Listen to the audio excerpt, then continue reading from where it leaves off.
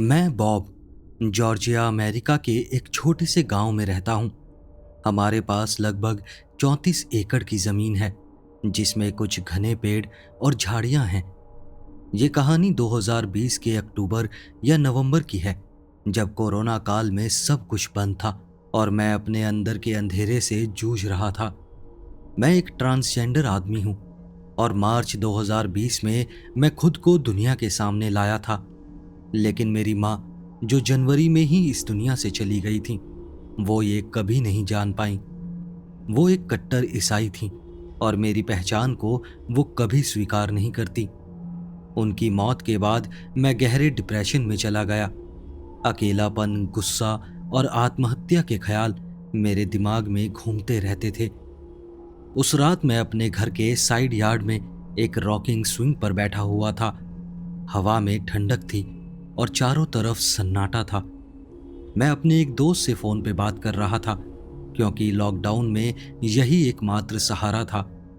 अचानक मैंने एक गहरी, मधुर गुनगुनाहट सुनी। वो आवाज मेरे बेडरूम की खिड़की के पास से आ रही थी, जो एक विशालकाय पेड़ के ठीक पीछे थी। वो पेड़ लगभग 60 साल पुराना था, बहुत ऊंचा, घना और काफी रहस्यमय लगता था। आवाज इतनी प्यारी और ममतामय थी कि मेरा दिल धड़क उठा। ऐसा लगा जैसे कोई माँ अपने बच्चे को सुलाने के लिए लोरी गा रही हो। मैं 18 साल का था और अपनी माँ को खोने का दर्द अभी भी ताज़ा था। उस आवाज ने मुझे आकर्षित किया। ऐसा लगा जैसे कोई मुझे बुला रहा हो। मेरे दोस्त ने फोन पर मजाक में कहा, शायद कोई जानवर होगा या किसी नदी या किसी हवा की आवाज होगी। मैंने उसे हंसते हुए जवाब दिया, यहाँ आसपास ना तो मैंने कोई जानवर देखा है और ना ही यहाँ कोई नदी है, और ऐसी हवा की आवाज तो बिल्कुल नहीं हो सकती। लेकिन फिर जैसे ही मैंने फोन रखा, सब कुछ बदल गया। गुनगुनाहट अचानक बंद हो गई। चारों तरफ सन्नाटा छा गया। मैं स्विंग पर बैठा, अपने विचारों में खोया हुआ, जीवन, मौत और उस दर्द के बारे में सोच रहा था जो मैं झेल रहा था। तभी जंगल से एक आवाज आई, बॉब। अपना नाम सुनकर मेरा खून जम गया। वो मेरी माँ की आवाज थी, लेकिन बिल्कुल वैसी नहीं थी। ये उनकी आवाज की नकल थी, जैसे किसी ने रिकॉर्डिंग की हो। लेकिन सबसे डरावनी बात, मेरी माँ मुझे कभी बॉब नहीं बुलाती थी। मैंने अपना नाम बॉब उनकी मौत के बाद रखा था। वो इस नाम को जानती भी नहीं थी। तभी फिर से आवाज आई, बॉब, इधर आओ। वो आवाज जंगल के अंधेरे से आ रही थी, जहां हमारे पशुओं का चारागाह था। मेरी सांसें तेज हो गईं। ये कोई आत्मा नहीं थी, ये कुछ और था। उस रात के बाद कुछ अजीब होने लगा। जब भी मैं उस इलाके में जाता, खासकर रात में, मुझे लगता कि कोई मुझे घूर रहा है। एक बार जब मैं अपने माँ के पुराने वर्कशॉप से घर वापस आ रहा था, तो मेरी रीढ़ में एक ठंडी सिहरन दौड़ गई। मैंने पीछे मुड़कर देखा, लेकिन वहां कोई नहीं था। फिर भी मेरा दिमाग चीख रहा था, यहां से भागो और जल्दी घर के अंदर जाओ। कई बार जब मैं ट्रैम्पोलिन पर बैठता, तो वही आवाज फिर से सुनाई देती थी, जैसे कोई मेरा नाम ले रहा हो। क्या ये कोई भूत था या ये कोई क्रिप्टिड था? मैंने स्किन वॉकर्स के बारे में सुना था, लेकिन मैं नवाजो भूमि पर नहीं था। ये चेरोकी, यूची और मस्कोगी जनजाति की पवित्र भूमि थी। क्या यहाँ भी ऐसी कोई चीज मौजूद थी? एक रात मैंने हिम्मत जुटाई और अपनी टॉर्च लेकर वन के किनारे चला गया। मैं जानना चाहता था कि आखिर ये कौन था या क्या था जो मुझे बुला रहा था। हवा में एक गंध थी, सड़े हुए मांस और गीली मिट्टी की। मैंने अपनी टॉर्च की रोशनी जंगल में घुमाई और तभी एक आंख चमकी। वो इंसानी आंख नहीं थी, वो पीली, बिल्ली जैसी, लेकिन बहुत बड़ी थी। फिर एक झटके के साथ वो चीज पेड़ों के पीछे गायब हो गई। मैं दौड़कर घर वापस आया और उस रात के बाद मैंने कभी अकेले बाहर जाने की हिम्मत नहीं की। क्या ये मेरी माँ की आत्मा थी नहीं, वो कभी मुझे बॉब नहीं बुलाती। क्या ये कोई जानवर था? नहीं, जानवर इंसानी आवाज की नकल नहीं करते। शायद वो उस जंगल का कोई प्राचीन रहस्य था, कोई ऐसी चीज जो हमारी समझ से परे है, या फिर शायद ये सिर्फ मेरे दिमाग का खेल था जो डिप्रेशन और अकेलेपन में मुझसे खेल रहा था। लेकिन एक बात पक्की थी, उस रात के बाद मैं कभी भी उन पेड़ों को वैसे नहीं देख पाया जैसे पहले देखता था। उस रात के बाद मैंने इस रहस्य को सुलझाने का फैसला किया। मैं अब और नहीं डरना चाहता था। मैंने इंटरनेट पर रिसर्च की, स्थानीय लोगों से बात की और यहाँ तक कि स्थानीय आदिवासी बुजुर्गों से मिलने का प्रयास किया। एक दिन मैंने एक चेरोकी बुजुर्ग मिस्टर अडांडो से बात की, जो हमारे इलाके के इतिहास और पुरानी कहानियों के बारे में जानते थे। उन्होंने मेरी बात ध्यान से सुनी और फिर गंभीर होकर बोले, तुम्हारी जमीन, यहाँ पहले भी अजीब घटनाएं हुई हैं। हमारे पूर्वज इसे योवा कहते हैं, एक ऐसी आत्मा जो आवाजों की नकल करती है। लेकिन ये कोई भूत नहीं है, ये जीता जागता हुआ कोई प्राणी है। मैंने उनसे पूछा कि क्या वो स्किन वॉकर जैसा है। उन्होंने सर हिलाया। नहीं, स्किन वॉकर नवाजो भूमि में पाए जाते हैं। ये कुछ अलग है। ये कुछ राक्षसी है या फिर कोई प्राचीन जीव है जो अब भी इन जंगलों में छिपा है। इस बात के बाद एक शाम मैंने अपने कैमरे और रिकॉर्डर के साथ जंगल के किनारे पर बैठने का फैसला किया। मैं कोई सबूत चाहता था। रात 11 बजे वो आवाज फिर से आई, बॉब, मैं तुम्हारी माँ हूं। वो आवाज सुनकर मेरे रोंगटे खड़े हो गए। वो आवाज इतनी सटीक थी कि अगर मैं नहीं जानता कि मेरी माँ मर चुकी हैं, तो मैं यकीन कर लेता कि वही मुझे पुकार रही हैं। मैंने धीरे से अपना कैमरा चालू किया और रिकॉर्डिंग शुरू की। तभी पेड़ों के पीछे से एक छाया हिली। मैंने टॉर्च जलाई और वहां लगभग 7 फीट लंबा, पतला, गहरे भूरे रंग का एक जीव खड़ा था। उसकी आंखें चमक रही थीं और उसका मुंह असामान्य रूप से चौड़ा था, जैसे किसी ने उसे कृत्रिम रूप से खींच दिया हो। वो चीज मेरी तरफ देख रही थी और फिर उसने मेरी माँ की आवाज में फिर से फुसफुसाया, बेटा, अंदर आ जाओ, ठंड लग रही होगी। मैं दौड़कर घर वापस आ गया। अगले दिन मैंने अपनी रिकॉर्डिंग चेक की।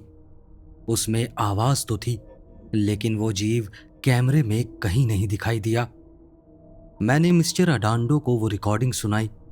वो उसे सुनकर गंभीर हो गए और फिर उन्होंने कहा, ये योवा ही है। ये जीव हजारों सालों से इन जंगलों में रहता आया है। ये कमजोर दिमाग वाले लोगों को अपनी ओर खींचता है, खासकर उन्हें जो दुखी या अकेले होते हैं। मैंने उनसे पूछा, लेकिन ये मेरी माँ की आवाज की नकल कैसे कर सकता है? ये जीव मानवीय भावनाओं को भांप लेते हैं। तुम अपनी माँ को याद कर रहे थे, इसलिए उसने तुम्हें फंसाने के लिए उनकी आवाज इस्तेमाल की। मिस्टर अडांडो ने मुझे एक पारंपरिक चेरोकी चाम दिया, एक छोटी सी थैली जिसमें जड़ी बूटियां और एक विशेष पत्थर था। इसे हमेशा अपने पास रखना, ये तुम्हें उसकी आवाज से बचाएगा। उस रात मैं फिर से बाहर गया। आवाज आई, लेकिन इस बार मैंने उसकी तरफ ध्यान नहीं दिया। मैंने उस चाम को अपने हाथ में पकड़ा और दृढ़ता से कहा, मैं तुम्हें जानता हूं। तुम मेरी मां नहीं हो और तुम मुझे डरा नहीं सकते। तभी एक ऊंची रेंगती हुई चीख सुनाई दी और फिर उसके बाद पूरा सन्नाटा। उस दिन के बाद से आवाजें आनी बंद हो गईं। क्या वो जीव सच में था या फिर ये सब मेरे दिमाग का खेल था? मैं नहीं जानता, लेकिन एक बात पक्की है, उस रात के बाद मैंने कभी भी अपना नाम उस जंगल में नहीं सुना। शायद वो सच में योवा था, या शायद वो कोई स्किन वॉकर ही था।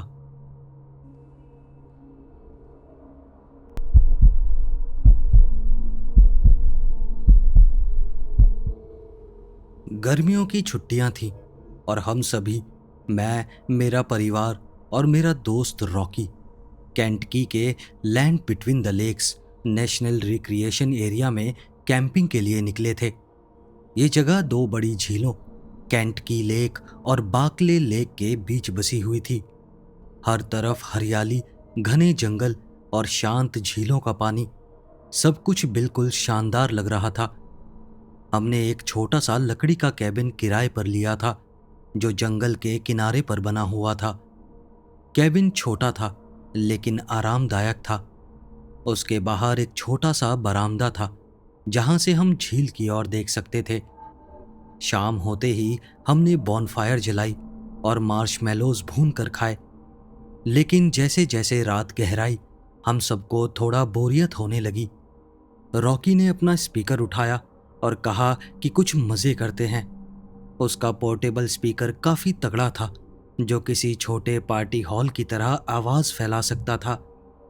मेरी बहन ने नाक सिकोड़ते हुए कहा कि इस छोटे से कैबिन में पार्टी कहाँ करेंगे। मैंने उसे हंसते हुए कहा कि यहीं पर मजा आएगा। कैबिन का खुला एरिया काफी छोटा था लेकिन हम 3 लोग आराम से समा गए। राहुल ने अपना स्पीकर ऑन किया और तेज बीट्स वाला गाना बजा दिया। लाइट्स ऑफ करके हमने फोन की टॉर्च से डिस्को लाइट्स जैसा माहौल बनाया और वहीं पर नाचने लगे। हंसी, मस्ती, गाने, सब कुछ इतना मजेदार था कि हमें समय का ख्याल ही नहीं रहा। लेकिन अगली रात जब हम फिर से बैठे थे तो रॉकी ने सुझाव दिया, चलो आज रात कुछ करते हैं। इस पार्क में कई ट्रेल्स हैं, शायद कुछ देखने लायक मिल जाए। मुझे ये आइडिया पसंद आया लेकिन मेरी माँ थोड़ा हिचकिचाई। अभी काफी रात हो चुकी है और अंधेरा भी है, कहीं जंगली जानवर ना मिल जाएं। तभी पापा ने उन्हें आश्वस्त किया कि नहीं, यहाँ सिर्फ हिरण और खरगोश ही होते हैं। आखिरकार हम सभी तैयार हो गए। टॉर्च लेकर हम कैबिन से बाहर निकले। ठंडी हवा चल रही थी और चारों तरफ सन्नाटा था। हमने एक ट्रेल को चुना जो जंगल के अंदर तक जाती थी। पेड़ों की घनी छाया के कारण रास्ता और भी अंधेरा हो गया था। हमारे कदमों की आवाज और पत्तियों की सरसराहट के अलावा कुछ भी नहीं सुनाई दे रहा था। थोड़ी दूर चलने के बाद हमने एक जगह पर रुककर आराम किया। राहुल ने एक पेड़ के तने पर अपना नाम खरोंच कर लिख दिया ताकि आने वाले लोग जान सकें कि हम वहां पर आए थे। लेकिन तभी मुझे एक अजीब सी अनुभूति हुई, जैसे कोई हमें देख रहा हो। मैंने इधर उधर देखा लेकिन अंधेरे में कुछ भी दिखाई नहीं दिया। मैंने फुसफुसाते हुए रॉकी से पूछा, क्या तुम्हें भी ऐसा लग रहा है कि कोई हमें देख रहा है? रॉकी ने गंभीर होकर सर हिलाया। हाँ, लेकिन शायद कोई जानवर होगा, उसने कहा, लेकिन उसकी आवाज में डर साफ झलक रहा था। तभी हमने पत्तियों की सरसराहट सुनी। कोई हमारे पीछे चल रहा था। हम सभी एक दूसरे की ओर देखने लगे। मेरी बहन ने मेरा हाथ कसकर पकड़ लिया। वो धीरे से फुसफुसाई, भाई, मम्मी, पापा, जल्दी चलो यहां से। हमने तेज कदमों से आगे बढ़ना शुरू किया लेकिन पत्तियों की आवाज हमारे पीछे पीछे चल रही थी, कभी बाएं कभी दाएं, जैसे कोई हमारे समानांतर चल रहा हो। मेरा दिल धड़क रहा था और मैं अपनी सांसें तेज होते हुए महसूस कर रहा था। तभी अचानक से रॉकी चिल्लाया, जल्दी भागो। उसकी अचानक से आवाज सुनकर हम सभी भागने लगे। पैरों के नीचे पत्तियां खनखना रही थी और टॉर्च की रोशनी में हमें सिर्फ अपने सामने का रास्ता दिख रहा था। कुछ देर भागने के बाद हम एक चौड़ी बजरी वाली सड़क पर पहुंचे। वो सड़क लंबी थी, शायद 1 मील तक फैली हुई थी। तभी मेरे पापा ने कहा, यहां से चलते हैं, यहां से मेन रोड पर पहुंच जाएंगे। लेकिन उनकी आवाज में घबराहट थी। हम सड़क पर चलने लगे लेकिन जंगल की ओर से आवाजें आना बंद नहीं हुई। कभी कोई टहनी टूटती, कभी पत्तियां हिलती, जैसे कोई अभी भी हमारा पीछा कर रहा हो। मैंने पीछे मुड़कर देखने की कोशिश की लेकिन अंधेरे में कुछ भी नहीं दिखाई दे रहा था। आखिरकार हम मेन रोड पर पहुंच गए। वहां से हमारा कैबिन दूर नहीं था। जैसे ही हमने कैबिन का दरवाजा खोला, मुझे लगा कि जैसे मैंने अरसों बाद सांस ली है। वहां पहुंचकर सभी ने राहत की सांस ली। मेरी बहन ने डरते हुए पूछा, क्या सच में कोई हमारा पीछा कर रहा था? मेरे पापा ने कहा, नहीं बेटा, शायद कोई जानवर होगा। लेकिन उनकी आंखों में अभी भी शक दिखाई दे रहा था। हमने उस रात जल्दी सोने का फैसला किया। अगली सुबह जब धूप निकली तो सब कुछ सामान्य लग रहा था। हमने अपना सामान पैक किया और उस कैबिन से चल दिए। जाते जाते मैंने एक बार फिर जंगल की ओर देखा। क्या वाकई वहां कोई था, या सिर्फ ये हमारे दिमाग का खेल था? ये शायद हम कभी नहीं जान पाएंगे। लेकिन एक बात तय थी, अगली बार कैंपिंग पर जाते समय हम रात के अंधेरे में जंगल में नहीं घूमेंगे।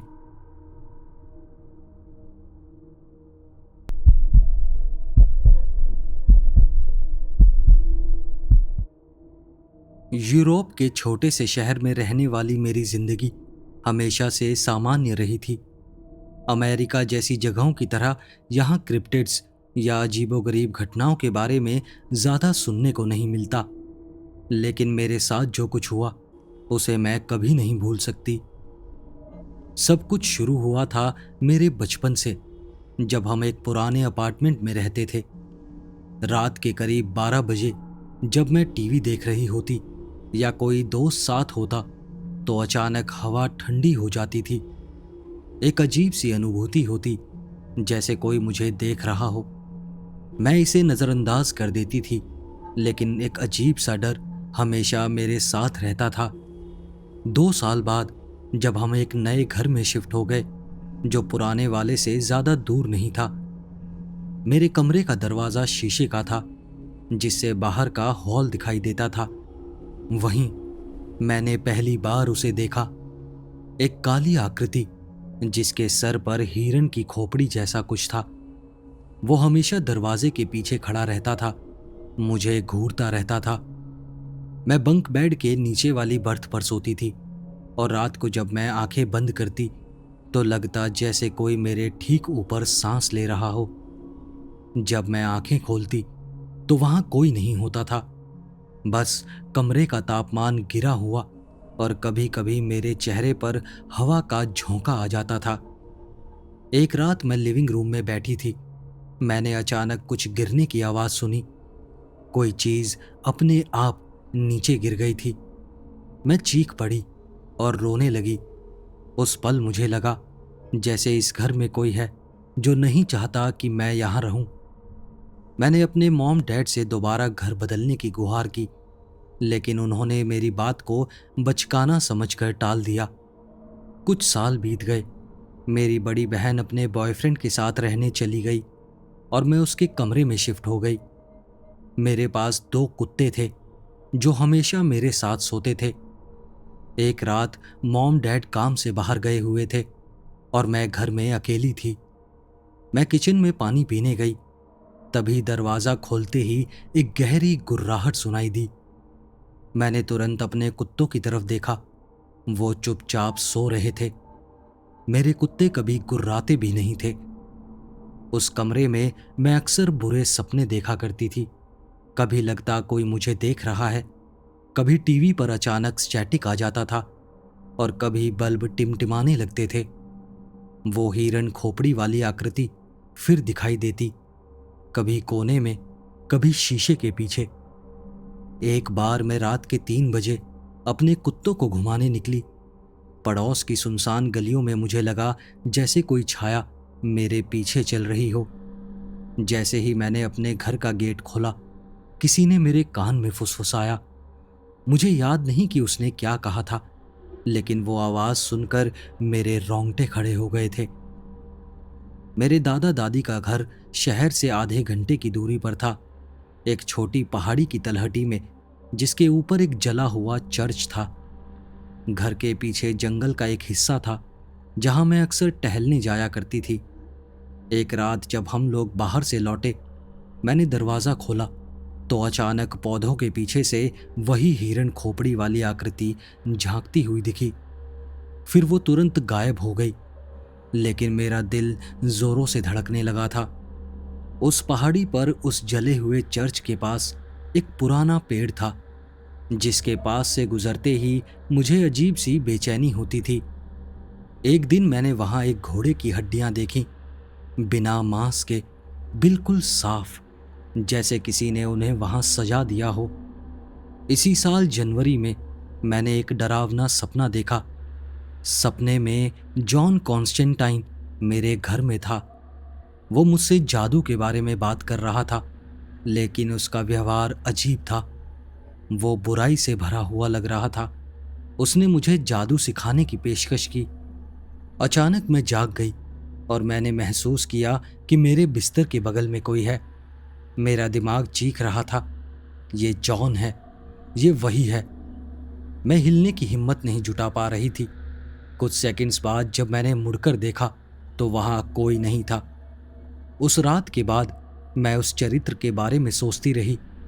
क्या वो सब सिर्फ मेरे दिमाग का खेल था, या फिर कोई और ही शक्ति मेरे साथ खेल रही थी? मैंने अपने मॉम डैड को फिर से अपने अनुभवों के बारे में बताने की कोशिश की। एक रात डिनर टेबल पर जब डैड अखबार पढ़ रहे थे और मॉम खाना बना रही थी, मैंने धीरे से कहा, मॉम, मुझे लगता है हमारे घर में कुछ अजीब चल रहा है। मेरी मॉम ने बिना मुड़े मुझसे पूछा, क्या हुआ बेटा, फिर से वही भूत प्रेत की बातें? नहीं मॉम, सच में। मैं उसे देखती हूँ, एक लंबी काली आकृति जिसके सर पर हिरण की खोपड़ी है। वो भी मुझे देखता है और मेरे सपनों में आता है। मेरी बात सुनकर डैड ने अखबार नीचे रखा और एक गहरी सांस ली। तुम्हारी उम्र में कल्पनाशीलता ज्यादा होती है। शायद तुमने कोई डरावनी फिल्म देख ली होगी, इसी वजह से तुम्हें ये सब सपने आ रहे हैं। फिर मैंने कहा, पर डैड। लेकिन मेरी मॉम ने मेरी बात को बीच में काटा। बस बेटा, इन सब बातों पर ध्यान मत दो। तुम्हारे एग्जाम पास आ रहे हैं, उन पर फोकस करो। और वो ये बोलकर कमरे से निकल गईं। उस रात मैं अपने कमरे में सिसकियां भरती रही। मेरे अपने ही मॉम डैड मेरी बातों पर विश्वास नहीं कर रहे थे। मैंने अपने कुत्ते शैडो को गले लगा लिया। वो मेरी ओर देखकर कान हिलाता, जैसे समझ रहा हो कि उसकी मालकिन कितना डरी हुई है। गर्मियों की छुट्टियों में मैं दादा दादी के घर गई। उस पहाड़ी पर खंडर हो चुके उस चर्च की ओर जाने का विचार मेरे मन में बार बार आता था। एक सुबह मैंने हिम्मत जुटाई और जंगल के रास्ते चर्च की ओर चल पड़ी। हवा में पत्तों की सरसराहट और दूर किसी पक्षी की आवाज के अलावा सब कुछ शांत था। तभी मेरे पैरों के नीचे कुछ कड़कड़ाया, एक सफेद हड्डी। मैंने देखा, पूरा इलाका जानवरों की हड्डियों से भरा हुआ था। कुछ ताजा थी तो कुछ पुरानी और सफेद पड़ चुकी थी। वो नजारा देखकर मैं बहुत घबरा गई। तभी पीछे से टहनियों के टूटने की आवाज आई। मैंने तेजी से मुड़कर देखा, लेकिन वहां कोई नहीं था। लेकिन मुझे लगातार लग रहा था जैसे कोई मुझे देख रहा हो, कोई मुझे घूर रहा हो। मैंने वहां से भागने का फैसला किया। जैसे ही मैंने पीछे मुड़कर देखा, चर्च के खंडरों के बीच एक लंबी काली आकृति खड़ी थी। उसके सर पर हिरण की खोपड़ी साफ दिखाई दे रही थी। मैं चीखी नहीं, बस दौड़ती रही, जब तक कि मेरे दादा का घर नजर नहीं आ गया। उस रात मैं सो नहीं पाई। मैंने इंटरनेट पर सर्च करना शुरू किया, हिरण की खोपड़ी वाली आकृति, यूरोपियन लोक कथाएं और अजीब घटनाएं। और तब मुझे एक नाम मिला, वेंडिगो। कनाडा और उत्तरी यूरोप की कुछ लोक कथाओं में ये एक दानवीय आत्मा थी जो भूखे लोगों में प्रवेश करती और उन्हें नरभक्षी बना देती। लेकिन मेरे सामने जो था वो उससे अलग लग रहा था। तभी मेरे कमरे का तापमान गिर गया। मैंने धीरे धीरे सर उठाया और वो मेरे सामने खड़ा था। उसकी आंखों की जगह केवल गहरा अंधकार था और उसके होठ नहीं थे, सिर्फ हड्डियां थीं। मैंने कांपते हुए उससे पूछा, तुम तुम क्या चाहते हो? लेकिन उसने कोई जवाब नहीं दिया, बस अपना हाथ बढ़ाया। मैं चीखना चाहती थी, लेकिन मेरा गला सूख गया। तभी मेरे कुत्ते भौंकने लगे और वो आकृति धुंधली होकर गायब हो गई। अगली सुबह मैंने दादाजी को सब कुछ बताया। वो चुपचाप सुनते रहे और फिर बोले, इस पहाड़ी पर सदियों से अजीब घटनाएं होती आई हैं। लोग कहते हैं कि ये चर्च कभी एक पुराने पंथ का केंद्र था। शायद तुमने चर्च की किसी आत्मा को जगा दिया है। मैंने रोते हुए अपने दादा से पूछा, अगर मैंने जगा दिया है तो अब मैं क्या करूं? कभी कभी इन शक्तियों का सामना करने का एकमात्र तरीका उन्हें स्वीकार करना होता है, लेकिन सावधान रहना, ये तुम्हारे डर को ही खाते हैं। उस दिन के बाद मैंने उस आत्मा से बचने की कोशिश छोड़ दी। जब भी वो दिखाई देता, मैं उसकी ओर देखती, बिना डरे, बिना कांपे। धीरे धीरे उसका दिखना कम हो गया, लेकिन कभी कभी रात के अंधेरे में जब हवा ठंडी हो जाती है, मुझे लगता है कि वो अभी भी कहीं नजदीक है, मुझे देख रहा है और शायद मेरा इंतजार कर रहा है।